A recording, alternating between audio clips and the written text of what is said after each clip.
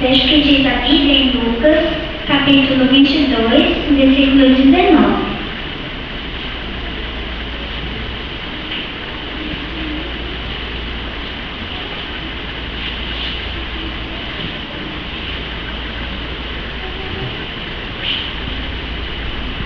A senhora pode ler?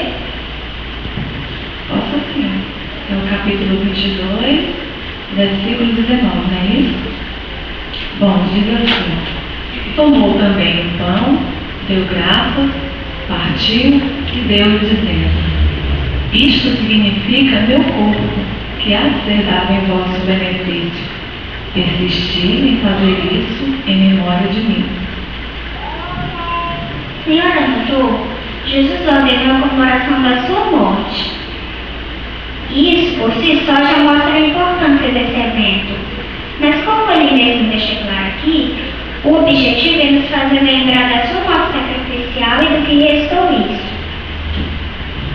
O que foi que resultou lá, em Jesus ter morrido por nós? Qual é o benefício que nós ganhamos em Jesus ter dado sua vida? Note que diz João, capítulo 3,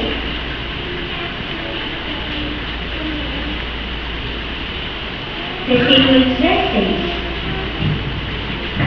Diz assim: porque Deus amou tanto o mundo que deu seu Filho unigênito, a fim de que todo aquele que nele exercer fé não seja destruído, mas tenha vida eterna. Percebeu?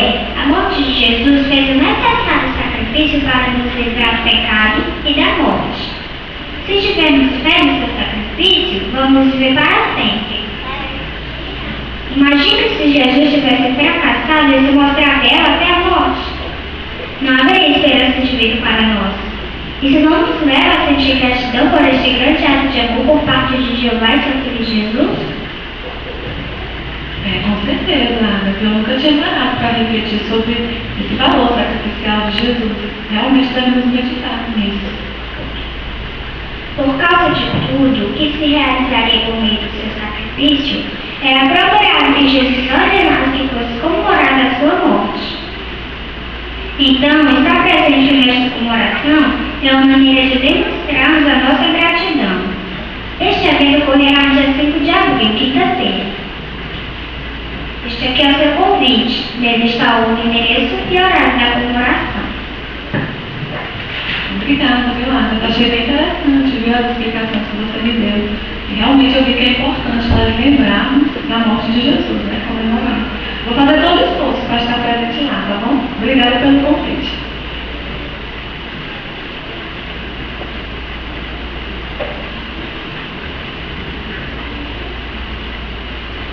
Muito bem. E as crianças hoje estão dando um show aqui, né?